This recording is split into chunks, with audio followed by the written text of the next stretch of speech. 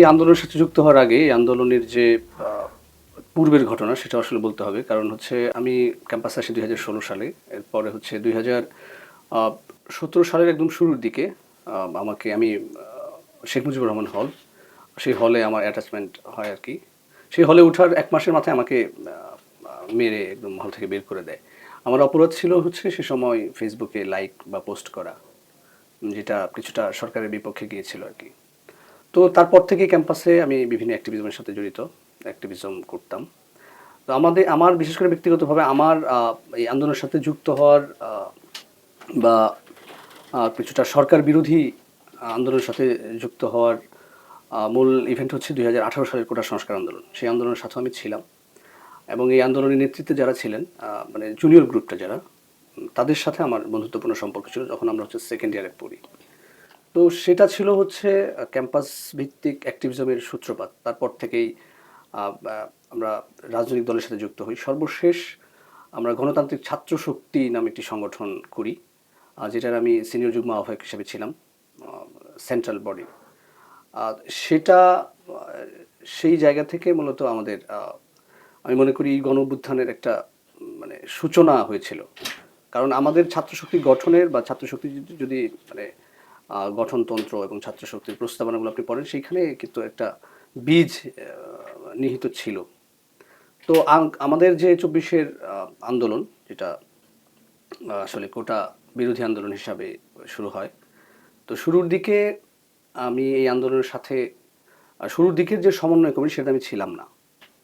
কিন্তু আন্দোলনের পেছনে ছিলাম শুরুর দিকে। বিশেষ করে আমরা কয়েকজন যারা সিনিয়র, যারা মানে ক্যাম্পাসে যাদের মোটামুটি বলা যায় যে ওইভাবে যাতায়াত নেই। কারণ আমার ততদিনে ছাত্র তো শেষ। আমি একটি চাকরিও শুরু করেছি। তো আমি পেছনের দিকে ছিলাম। বিশেষ করে যখন ব্লকেটগুলো হয়, তখন মূলত আমাদের একটা বাসা ছিল। সেই বাসাটা হচ্ছে চানখারপুলে। এই বাসা থেকে মূলত আ এই আন্দোলনের বীজ আসলে মানে মানে সূচনা হয় আন্দোলনের। কারণ এই আন্দোলনের মূল নেতৃত্বে যারা ছিলেন সবাই সেই বাসায় যাতায়াত করতেন এবং আন্দোলনের রূপরেখা কী হবে, আন্দোলনের পলিসি নিয়ে কথা বলতেন। আমি মূলত ৩ তারিখে ৩ তারিখ ২ তারিখ দিবাগত রাতে যে কমিটিটি প্রকাশ হয়, আ সেই কমিটির সমন্বয়ক, হ্যাঁ, ২ আগস্ট রাতে যেটা হয়। তো আনুষ্ঠানিকভাবে আমার এই বৈষম্য বিরোধী ছাত্র আন্দোলনের সাথে আনুষ্ঠানিকভাবে পথ চলে ২ আগস্ট। যেটা মূলত আ সরাসরি সরকার পতনের এবং ওই কমিটিটা যখন গঠন হয় তখন গণহত্যার বিচার বা ফ্যাসিবাদ ব্যবস্থার বিলোপ, এই মোটিভ নিয়ে কিন্তু ওই পরবর্তী ১৫৮ বিশিষ্ট যে সমন্বয় কমিটি গঠিত হয়। এইটা টার্ন নিয়েছে মূলত ১৪ তারিখ দিবাগত রাতে। ১৪ তারিখ দিবাগত রাতে যখন শেখ হাসিনা বক্তব্যটা দেয়, সবাইকে রাজাকার বলে, রাজাকারদের নাতিপুতি বলে। তো সেই বক্তব্যটা মূলত আ শিক্ষার্থীদের, আমি মনে করি তাদের যে ডিগনিটি সেটাকে আঘাত করেছে। মানে তাদের আত্মমর্যাদায় আঘাত হেনেছে সেই বক্তব্যটা। যার ফলে আ বিশেষ করে ঢাকা বিশ্ববিদ্যালয়ের হলগুলোতে ব্যাপকভাবে প্রতিক্রিয়া তৈরি হয়। তো সেই রাতের ঘটনা। আমরা কিন্তু সেই রাতে মোটামুটি সারাদিনের কর্মসূচি শেষ করে আ আ সবাই সেই স্বপ্ন বিল্ডিংয়ে চলে গিয়েছে। পরের দিনের কর্মসূচি কী হবে সেটা নিয়ে প্ল্যান করছিল। এর মধ্যেই এই বক্তব্যটা তো সন্ধ্যার দিকে হয়। তো সন্ধ্যার দিকে এই বক্তব্যটা দেওয়ার পরে তখন প্রতিক্রিয়া শুরু হচ্ছিল। তো আমরা বাসায় পরের দিনের কর্মসূচি নিয়ে সবাই কথা বলছিল। আ তো সে সময় এই হলগুলোতে স্বতঃস্ফূর্ত কিছু স্লোগান ওঠে। "তুমি কে, আমি কে, রাজাকার, রাজাকার" এই ধরনের স্লোগান উঠতে থাকে। চেয়েছিলাম অধিকার, হয়ে গেলাম রাজাকার, এই ধরনের স্লোগান তখন উঠতে থাকে। তো এরপরে আ বাসায় আমরা আলোচনা করতে থাকি যে এখন আসলে কি করতে হবে? মানে এখন আসলে কি করব? তো সে সময় আমাদের এই বৈষম্যবিরোধী ছাত্র আন্দোলনের একজন অন্যতম সমন্বয়ক আবু বাকের মজুমদার, সে কিছুটা মানে উচ্ছ্বাসের সাথে বলা যায় এবং কিছুটা দৃঢ় গলায় বলে যে, "ভাই, আজকে তো হাসিনারে ফালায় দিমু।" এই কথাটা সে বলে। বলার পরে সে আমার কাছে এসে ৳৫০০ চায় যে, "ভাই, ব্যানার পোস্টার বানানোর তো টাকা নাই, আমারে ৳৫০০ দেন।" তো আমিও বলি যে, "যদি তুই হাসিনারে ফালাইতে পারোস, তাইলে তোরে আমি টাকা দিমু।" তখন ও বলে, "ঠিক আছে ভাই, হাসিনারে ফালায় দিমু।" তো বাসায় তখন সবাই এই কথা বলতেছিল। রিফাত ছিল, হাসিব ছিল, সবাই বলতেছিল। তো আমি তখন ৳৫০০ বের করে দিই। এরপরে নাহিদ আবার এসে বলে যে, "আমারে ৳৫০০ দাও।" এবং নাহিদ বলে ওটার আবার কারণ আছে। নাহিদ মূলত আমাকে হুমকি দেয়। হুমকিটা এভাবে দেয় যে, আ ত ততদিন আমাদের ছাত্র শক্তির প্রায় ১ বছর হয়ে গেছে। তো নাহিদ বলে যে, "তুমি তো চাঁদা দাও না।" মানে ছাত্র শক্তিতে আমাদের কিন্তু চাঁদা দিতে হতো মাসিক। তো আমি আসলে চাকরি বাকরিতে নানা কাজে ব্যস্ত হয়ে পড়ি। যদিও ছাত্রশক্তি গঠনের পরে অনেকগুলো প্রোগ্রামের সাথে আমি ছিলাম, বাট ব্যস্ততা থাকে। তো যার ফলে নিয়মিত চাঁদাটা দেওয়া হয় না। তো তখন নাহিদ হুমকি দেয়। তো তখন নাহিদকে আমি ৳৫০০ দিই। এরপরে নাহিদের বাইক আবার তখন মনে হয় শহীদুল্লাহ হলের দিকে ছিল, কারণ সারাদিন আন্দোলন করে সে তো নাহিদের বাসা বনশ্রীর দিকে। তো নাহিদ মূলত আন্দোলনের কারণে আমাদের ওই স্বপ্ন বিল্ডিংয়ে থাকতো। সারা রাত আন্দোলনের জন্য কি পলিসি, কি রূপরেখা, সেটা ছাদে মিটিং হতো, বাসায় মিটিং হতো, টক শোগুলো বেশিরভাগ টক শো হতো আমার রুম থেকে। আসিফ, নাহিদ তারা এখান থেকে টক শোগুলো করতো। তো তারপরে আমি আহ, তাদেরকে টাকা দেওয়ার পরে তারা সবাই বের হয়ে যায় একে একে। তখন আসিফ এখন টিভিতে মানে একটা টক শোতে মানে কথা বলছিল ছাদে। তো ও সবার আগে বের হয়ে যায়। সবার আগে বের হয়ে যাওয়ার পরে ও মূলত আরও কিছু শিক্ষার্থী, তখন বিজয় ৭১ হলে এই স্লোগান দেওয়ার কারণে এক ধরনের হচ্ছিল, ছাত্রলীগ তাদেরকে নানাভাবে হুমকি দিচ্ছিল, কাউকে কাউকে মারছিল। তো তারা চলে যায় তাদেরকে সেভ করার জন্য, আসিফ কয়েকজনকে নিয়ে। তো সেখানে গিয়ে সে ছাত্রলীগ দ্বারা মারাত্মকভাবে আহত হয়, রক্তাক্ত হয়, লিটারেলি তাকে আঘাত করা হয়। তো তখনও আমরা মানে বের হইনি, সে যেহেতু আমরা জানি না যে আসিফ বের হয়ে গেছে, আমরা রুমে আসি কথা বলতেছি যে আসলে কি করা যায়। তো তখন আমরা চিন্তা করলাম যে আজকের যে স্লোগান, মানে আজকের যে প্রোগ্রাম, এটা আসলে কী স্লোগান হতে পারে, কারণ এটা একটা নতুন বাস্তবতা। এতদিন যে কোটা সংস্কার আন্দোলনের দিকে ছিল, হুট করে নতুন এক ধরনের বলা যায় বিস্ফোরণ। তো আমরা চিন্তা করলাম কী ধরনের স্লোগান করা যায়, তৈরি করা যায়। আমি আবার বিশেষ করে যখন আমি ছাত্র অধিকার পরিষদে ছিলাম, ছাত্র শক্তিতে ছিলাম, তো আমি আগে থেকে টুকটাক স্লোগান লিখতাম এবং আমি মাঝে মাঝে স্লোগান দিও আসলে। তো স্লোগান লেখার সময় সে সময় আমার মাথায় বেশ কিছু স্লোগান এলো। বিশেষ করে চাইলাম অধিকার, হয়ে গেলাম রাজাকার, এই স্লোগান। তারপরে অভ্যুত্থানে আরেকটা স্লোগান খুব বেশি মানুষের মুখে মুখে ছিল, সেটা হচ্ছে লাখো শহীদের রক্তে কিনা দেশটা কারো বাপের না। এরকম ৭-৮টা স্লোগান লিখি। লেখার পরে নাহিদকে দেখাই যে ঠিক আছে কিনা। নাহিদ ২-১টা শব্দ কারেকশন করে দেয়। দেন হচ্ছে ওই স্লোগানগুলো নিয়ে আমি ক্যাম্পাসের দিকে দৌড় দিই, মানে লিটারালি দৌড়ে আমরা ক্যাম্পাসে যাই, আমি আর আমার জুনিয়র আহনাফ, ও কেন্দ্রীয় সমন্বয়ক। তো আমরা ক্যাম্পাসে আসার পরে আমি সে রিক্সা নিয়ে যখন থামি, তখন হচ্ছে এটা শামসুন্নাহার হলের সামনে। আমরা গিয়ে দেখি যে শামসুন্নাহার হলের সামনে শিক্ষার্থীরা হচ্ছে যার যা কিছু ছিল, থালা বাটি হাতে, যে যে মোটামুটি যে পোশাকে ছিল সেভাবেই থালা বাটি হাতে তারা বেরোয় আসছে এবং হলে তারা স্লোগান দিচ্ছিল। বলা যায় যে এক ধরনের আগ্নেয়গিরি তখন, মানে অভ্যুত্থানের সূচনা মূলত ওই রাতেই হয়েছে। প্রথম সমন্বয়ক যে কমিটিটা, মানে সমন্বয়ক যে টিমটা, সেটা কিন্তু আপনি দেখবেন এই লিডারশিপটা কিছুটা মানে রিসেন্ট্রালাইজ। আন্দোলনে আসলে ওই মূল সমন্বয়ক বলতে কিছু ছিল না, একটা সিরিয়াল ছিল, কিন্তু পরবর্তীতে দেখবেন যার যার মতো করে আগে ঘোষণা দেওয়া ছিল যে যখন কেউ গ্রেফতার হবে তখন সবাই যাতে সমন্বয়কের এই যারা লিস্টে ছিল তারা যাতে দায়িত্ব পালন করে, যদি কেউ লিস্টের বাইরেও থাকে সেও যাতে দায়িত্বটা পালন করে, কারণ আন্দোলনের একটা স্লোগানও ছিল তুমি কে আমি কে সমন্বয়ক সমন্বয়। তো এইটা স্ট্র্যাটেজিটা নেওয়া হয়েছিল মূলত আহ, নেতৃত্বের সুবিধার্থে, কারণ হাসিনার একটা স্টাইল ছিল। সে ওই যে কোনো আন্দোলনে, আমরা বিএনপির বিভিন্ন আন্দোলন দেখেছি, জামাতের বিভিন্ন আন্দোলন দেখেছি, মূল নেতৃত্বকে ধরে নিয়ে তারা পুরো আন্দোলনটাকেই শেষ করে দিয়েছে। তো সেই জায়গা থেকে এই স্ট্র্যাটেজিগুলো নেওয়া হয়েছিল। এখন আসলে হ্যাঁ, মতবিরোধ তো সব জায়গায় থাকে, তো মতবিরোধগুলো আবার নিজেদের মধ্যে আলোচনার মাধ্যমে সমাধান হতো, কারণ সবার বিশেষ করে যখন এটা গণঅভ্যুত্থানের দিকে চলে যায় তখন সবাই তো এক ধরনের ওই পতনের আকাঙ্ক্ষা ছিল। তবে নিরাপত্তার স্বার্থে কিছু জিনিস কৌশল হিসাবে অনেকেই নিয়েছে, সেটা আমি নিরাপত্তার স্বার্থেই দেখি, কারণ হচ্ছে সে সময়ের বাস্তবতা ছিল ভিন্ন, কোথাও নেট ছিল না। এর মধ্যে তাদেরকে কয়েকজনকে গুম করা হলো, আসিফকে গুম করা হলো। তো ওইটা খুবই হৃদয় বিদারক ঘটনা যে আসিফকে যখন গুম করা হয় তখন তার বাবা মা এসে মর্গে মর্গে আসিফের লাশ খুঁজতেছিল। তো এটা খুবই হৃদয় বিদারক ঘটনা, এবং সে সময় আপনারা দেখেছেন যে আব্দুল হান্নান মাসুদ কান্নাকাটি করে লাইভগুলো করেছে। তো এইগুলা মানুষের হৃদয়ে ব্যাপকভাবে দাগ কেটেছে, এবং ওই সময় সবার একমাত্র চিন্তা ছিল যে কিভাবে আসলে এই যে এক দুঃসহ অন্ধকার, এই যে এক ধরনের জুলুম চোটে সেখান থেকে নিস্তার পাওয়া যায়। তো সবাই আন্তরিক চেষ্টা ছিল, বাট কিছু কিছু জায়গায় কৌশলগত কিছু ছিল, সিদ্ধান্ত নিতে হয়েছে। কেউ কেউ আবার নিজের সেফটির জন্য কিছু সিদ্ধান্ত নিয়েছে। তবে আমি মনে করি সবার মানে মূল উদ্দেশ্যই ছিল আসলে এই থেকে জুলুম থেকে নিস্তার পাওয়ার। থেকে মূল নেতৃত্ব থেকে সিদ্ধান্ত ছিল যে ৯ দফা সেটা সিদ্ধান্তই ছিল। তবে ভাষাগত কিছু পরিবর্ধন, তো বাস্তবতা ছিল আসলে খুবই মানে কঠিন সে সময়। এর ভেতরেও যখন এই ৮ দফা ৯ দফা নিয়ে ঝামেলাগুলো হয় তখন আসলে নানাভাবে যুক্ত হয়ে সেগুলোর সমাধান খুঁজে বের করা, এবং যারা সে সময় বাইরে ছিল তারা নিজেদের ভেতরে মানে কানেক্টেড ছিল। আমাদের একটা গ্রুপ ছিল, সেটা হচ্ছে আপনার মেসেজিং, মানে ফোনের যে মেসেজিং, সেটাতেও একটা গ্রুপ করে আমরা যোগাযোগ করেছি, যে 8 দফাগুলো এক দফা দফা করে ওই মেসেজ গ্রুপে দেয়া, সেগুলো ই করা, যে এটার কী হচ্ছিল। তো এইভাবে আসলে সব মিলিয়ে সবাই চেষ্টা করেছে।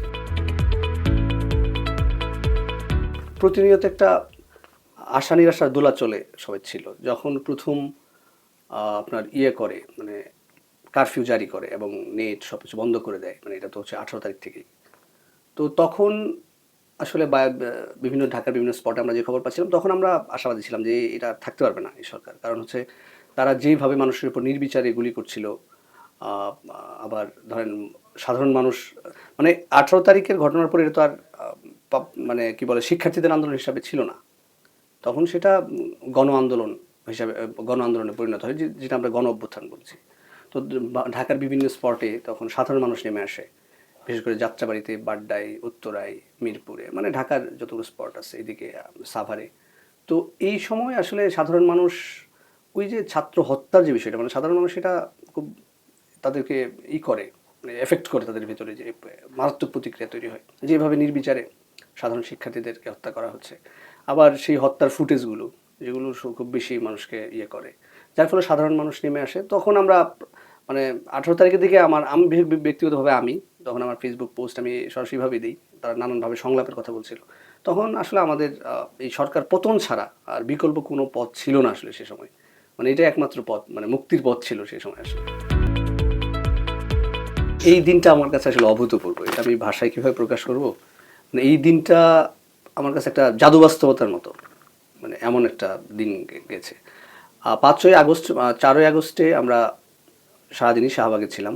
ওদিন রাতে আমি ব্যক্তিগতভাবে, মানে আমার ঘুম হয়নি সারা রাতে। আমি তাহাজ্জুদে নামাজ পড়তেছি। আমি কিছু বুঝতেছিলাম না, আমার ঘুম হচ্ছিল না। মাথার মধ্যে একটা আশঙ্কা, আবার এক ধরনের স্বপ্ন যে কিছু একটা হবে। তো সারা রাত আমরা গল্প করছিলাম। আমি ওই সারা রাত ঘুমাইনি, একদমই ঘুমাইনি। তো তারপরে এরপরে ফজরের পর আমি ফোন দেওয়া শুরু করলাম যে কী অবস্থা ঢাকার। তো সব জায়গা থেকে একটা, মানে যেমন একটা গুমোট পরিবেশ, মানে কেউই বুঝতেছিল না যে কী হবে। আমরা তো আশা করছিলাম যে ঢাকার বিভিন্ন পয়েন্ট থেকে লোকজন আসবে। কেউই শুরুর দিকে আসলে ওই আসার কথা বলছিল না। তো আমরা এক ধরনের আতঙ্ক কাজ করছিল, কী হবে কী হবে। তবে যত মানে দিন গড়াচ্ছিল, বিশেষ করে সকাল দুপুরের দিকে যাচ্ছিল, ততক্ষণে আসলে আসার কথা শুনছিলাম যে লোকজন আসছে। ইন্টারনেট আসে সম্ভবত 12টার পরে। তো 12টার পর আসার পরে আমাকে আসিফ কল দেয়, আসিফ মাহমুদ। তো আসিফ কল দিয়ে বলে যে ভাই, এদিকে অবস্থা খুব খারাপ। ততক্ষণে চানখার পুলে কিন্তু 5-6 জন অলরেডি মারা গেছে। তো ওইখানে সরাসরি স্নাইপার শুট হচ্ছিল, মানে সরাসরি ফায়ার করছিল। তো আসিফ বলতেছিল যে ভাই, আপনারা যারাই আছেন বাসায় বা যেখানে, সবাইকে শহীদ মিনার দিকে আসতে বলেন। তখন আমরা কিন্তু ওই হাতিরপুলের বিভিন্ন গলিতে, আবার ইন্টারনেট যখন আসে তখন কিন্তু এক ধরনের টের পাই আমরা যে ইন্টারনেট চলে আসা মানে হচ্ছে মানে কিছু হচ্ছে আর ভেতরে। তখন আমরা এক ধরনের মানে হয়, মানে ভেতরে এক ধরনের আশা আমরা পাই আর কি, আশাবাদী হই। তো এরপরে আমরা ওই হাতিরপুলের গলির দিকে ছড়ায় পড়ি। তারপর আস্তে আস্তে শাহবাগের দিকে যাই। শাহবাগের দিকে যখন যাই দুপুরের দিকে, তো শাহবাগের দিকে যাওয়ার পরে এর মধ্যে আমাদের একটা গ্রুপকে আমরা কিন্তু শহীদ মিনারে পাঠাইছি। আসিফ ফোন দেওয়ার পরে শহীদ মিনার কী অবস্থা, শহীদ মিনারে কিন্তু ওপেন ফায়ার তখন চলছিল। শহীদ মিনারের লাশ, কয়েকটা লাশ আনা হয়েছিল, সেগুলো নিতেও দেয়নি কাউকে। তো সরাসরি ওপেন ফায়ার হয়েছে, ওখানেও কিন্তু লাশ পড়ছে। তো এরপরে তারা জানাচ্ছিল যে এদিকে আসা যাবে না, এদিকে গোলাগুলি হচ্ছে, আপনার ওইদিকে থাকেন। তো যখন শাহবাগের দিকে যাই তখন দেখি শাহবাগে বেশ লোকজন জমায়েত হয়ে গেছে। এরপরে লোকজন মানে হর্ষধ্বনি করা শুরু করলো, স্লোগান দিতেছিল। তো ওই সময় র্যান্ডম স্লোগান চলছিল। কেউ স্লোগান দিচ্ছিল পালাইছে, শেখ হাসিনা পালাইছে, খুনি হাসিনা পালাইছে। কেউ বলছিল যে এই মুহূর্তে দরকার সেনাবাহিনী সরকার। এই ধরনের স্লোগানও হয়েছে সেদিন। তো তখন আমরা কয়েকজন গিয়ে আগে মাইকটা নিয়ে নিই যে এই লোকজনকে এরা নানাভাবে বিভ্রান্ত করা যাবে, তাদেরকে আসলে এক জায়গায় রাখতে হবে, একটা সেন্ট্রাল মাইক থাকুক যে এখানে সবাই হয়, মানে একটা কমান্ড থাকুক। তো আমরা পরিচয় দিলাম, যে তখন আমি সমন্বয় হিসাবে দায়িত্ব মানে কাজ করছি। তো পরিচয় দিয়ে হ্যান্ড মাইকগুলো নিয়ে আমরা স্লোগান দেওয়া শুরু করলাম। ওই ধরনের স্লোগান দিলাম, এই মুহূর্তে দরকার গণতান্ত্রিক সরকার, মানে গণতন্ত্রের জয় হয়েছে, শেখ হাসিনা পালাইছে, এই ধরনের স্লোগান সবাই তখন মানে ওই স্লোগানগুলো দিচ্ছিল। তো এরপরে আস্তে আস্তে সময় গড়াতে থাকলো। এদিকে আর্মি চিফ ততক্ষণে ঘোষণা দিচ্ছে যে তিনি করবে, ভাষণ দিবেন। তো তারপরে আস্তে আস্তে মানে শাহবাগ জনসমুদ্রে পরিণত হইল, মনে হতে থাকলো আর কি। এরপরে হচ্ছে একটা একটা সম্ভবত রিক্সা আনা হলো, রিক্সায় হচ্ছে আমরা দাঁড়াইছি, এর মধ্যে আসিফ, নাহিদ, নাসিরুদ্দিন পাটোয়ারি আর কয়েকজন আসলেন। তারপরে নাহিদ বক্তব্য দেওয়ার পরে আমাদের সিদ্ধান্ত হচ্ছে আমরা গণভবনের দিকে মার্চ করব। কিন্তু ততক্ষণে কিন্তু অলরেডি মানুষ গণভবনে চলে গেছে, ওদিকে লোকারণ্য। তো আমরা ওরা একটা রিক্সায় উঠলো, তারপর আরও কয়েকটা রিক্সা নিয়ে আমরা সবাই গণভবনের দিকে মার্চ করা শুরু করলাম। তো এরপরে রাস্তাঘাটে জনসমুদ্র, সবাই নেমে আসছে। আমার মনে হয় পুরো ঢাকা সেদিন রাস্তায় ছিল। আমরা বিভিন্ন বিল্ডিংয়ের দিকে তাকায় দেখি মানুষজন তাকায় আছে, সবাই ততক্ষণে মানে আনন্দ উল্লাস করছিল, স্লোগান দিচ্ছিল। সবাই গণভবনের দিকে আমরা যাই। গণভবনে গিয়ে তো মানে অন্যরকম এক পরিবেশ, সব মানুষ আর মানুষ। গণ অভ্যুত্থানের প্রত্যাশা, সেটা আমরা ৩ তারিখে এক দফা ঘোষণার মাধ্যমে নাহিদ ইসলাম যখন ঘোষণা দেন, তখন সেটা আমরা স্পষ্ট করেছি যে আমরা সেই ঘোষণার মধ্য দিয়ে বলেছিলাম যে ফ্যাসিবাদী ব্যবস্থার বিলোপ এবং নতুন রাজনৈতিক বন্দোবস্ত, সেটাই ছিল আমাদের মূল লক্ষ্য। এবং আমরা এখন দেখছি আসলে ওই যে মূল লক্ষ্য থেকে চ্যুতি ঘটেছে। এখানে যারা ক্ষমতাসীন ছিলেন বিগত সময় এবং যারা সামনে ক্ষমতার আকাঙ্ক্ষী, যারা, তো এই যে তাদের পলিটিক্যাল মডেলটা তো হচ্ছে ওল্ড সেটেলমেন্ট, যেটা তারা পুরাতন মডেলের রাজনীতি, তো এখনও ওইটাই চলছে। আমরা চেষ্টা করছি, জাতীয় নাগরিক পার্টি চেষ্টা করছে যে অভ্যুত্থান থেকে গড়ে ওঠা একটি দল, তারা আসলে অভ্যুত্থানের কমিটমেন্ট নিয়ে দলটি গঠন করেছে বা আমরা গঠন করেছি। তো সেই জায়গা থেকে আমাদের সেই কমিটমেন্টের উপর আমরা কাজ করছি। বাট এখন এই সময় এসে মনে হচ্ছে যে বড় বড় রাজনৈতিক দল তারা আসলে কেন জানি এই অভ্যুত্থানের স্পিড ধারণ করতে পারছে না। তারা বিগত সময়ের যে রাজনীতি আসলে চাঁদাবাজিকে উৎসাহিত করে, যে রাজনীতি আসলে সন্ত্রাসী কর্মকাণ্ডকে উৎসাহিত করে, সে ধরনের রাজনীতি তারা করছে। এই ধরনের রাজনীতিটা আমাদের আসলে নতুন বাংলাদেশ উপহার দিবে না।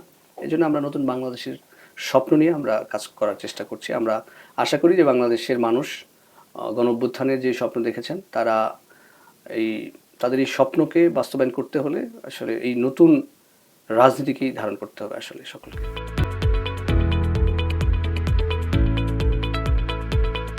আসলে বাংলাদেশের রাজনীতিতে মানে আওয়ামী লীগ যেটা করেছে, তারা সমাজের প্রত্যেকটা জায়গায় ফ্যাসিবাদী উপাদান আসলে তৈরি করেছে এবং ফ্যাসিবাদকে তারা নানা উপাদান দিয়ে আসলে সুসংহত করেছিল। এর মধ্যে কালচারাল ফ্যাসিজম ছিল তাদের অন্যতম হাতিয়ার। আপনি দেখবেন যে এরা সমাজের প্রত্যেকটা শ্রেণী পেশার মানুষকে ব্যবহার করেছে। এই আন্দোলনেও তারা সাংস্কৃতিক কর্মীদেরকে ব্যবহার করে তারা আন্দোলন দমানোর চেষ্টা করেছে। পাশাপাশি শিল্প সাহিত্য, হেন কোনো জায়গা নাই যে তারা হস্তক্ষেপ করেনি। এবং তারা তাদের যে এই কালচারাল বিভিন্ন এলিমেন্ট দ্বারা তারা ন্যারেটিভ তৈরি করার চেষ্টা করেছে। তাদের গানে, কবিতায়, সব জায়গায় তারা এই ফ্যাসিজমের যে উপাদান সেগুলো তারা বপন করেছিল, যার ফলে বাংলাদেশে প্রত্যেকটা সেক্টর হয়ে পড়েছিল ফ্যাসিবাদের আঁতুড়ঘর। বিশেষ করে সাংস্কৃতিক অঙ্গনটা একেবারেই তারা কুক্ষিগত করে রেখেছিল। তো এখনও বাংলাদেশে আমরা বারবার বলার চেষ্টা করি, যদি কখনো আওয়ামী লীগ ফিরে আসে, কিন্তু এই কালচারাল আওয়ামী লীগ যারা, তাদের হাত ধরে ফিরে আসবে। তো আমাদের মূল লক্ষ্য হচ্ছে এই কালচারাল ফিসমকে প্রতিরোধ করা, করে নতুন মানে বাংলাদেশপন্থী বাংলাদেশের যে কালচার, সেটাকে মানুষের সামনে তুলে ধরা। আমরা রিয়েক্টিভ কালচার করতে চাই না। আমরা চাই যে মানে বাংলাদেশের যে আপামর জনসাধারণের যে সংস্কৃতি, তারা যেটা লালন করে, সেই সংস্কৃতিকে মানুষের সামনে তুলে ধরা। তো আমরা চাই না আগামীর বাংলাদেশে এই ধরনের দলীয় কবি, দলীয় শিল্পী পরিচয় কেউ থাকুক। যারা এই দেশকে ধারণ করে, তারা তাদের স্বতন্ত্র পরিচয় নিয়ে সাংস্কৃতিক চর্চাটা যাতে করতে পারে। পাশাপাশি এই বাংলাদেশের যে আবহমান সংস্কৃতি যেটা আমরা বলছি, এখানকার বিশেষ করে এখানে কাওয়ালি আছে, এখানে আপনার জারি সারি আছে, তো প্রত্যেকটা সংস্কৃতির স্বাতন্ত্র্য জায়গা যাতে বজায় থাকে। পাশাপাশি মানুষ যাতে যে কালচারটা ধারণ করে সেটা যাতে তার স্বতঃস্ফূর্তভাবে প্রকাশ করতে পারে। তো আমরা এই জায়গাগুলোতে কাজ করছি। ইতিমধ্যে আমাদের আসলে কালচারাল যে সেল, সংস্কৃতি সেল, সেটা খুব বেশি দিন হয়নি গঠন হয়েছে। আমরা চেষ্টা করছি একটা কালচারাল উইং করার, যেটা স্বতন্ত্র জায়গা থেকে কাজ করবে। পাশাপাশি আমরা এটা একজন নাগরিকের যে সাংস্কৃতিক চিন্তা, সাংস্কৃতিক আকাঙ্ক্ষা, সেই জায়গা থেকে কাজ করার আমাদের আসলে লক্ষ্য। আচ্ছা, আদর্শ বাংলাদেশ বলতে আমরা আসলে অনেক কিছুই মাথায় আসে। আমরা চাই যে বাংলাদেশের প্রত্যেকটা নাগরিক গুরুত্বপূর্ণ। তাদের যে বেসিক যে অধিকার যেটা বেসিক নিড যেটা সেটা যাতে ফুলফিল করা যায়। মানে বাংলাদেশের একটা তৃতীয় বিশ্বের দেশ হিসাবে আমরা এই মানে জায়গাটি প্রথম ফুলফিল করার প্রত্যাশাটা করব। কারণ সমাজের প্রত্যেকটা নাগরিক তার ধর্ম বর্ণ সকল কিছুর পরে সে বাংলাদেশের নাগরিক, তার এই নাগরিক অধিকারটাকে সুনিশ্চিত করতে হবে। তো আমরা এখনও দেখি বাংলাদেশের আঞ্চলিক বৈষম্য রয়েছে, সামাজিক বৈষম্য রয়েছে,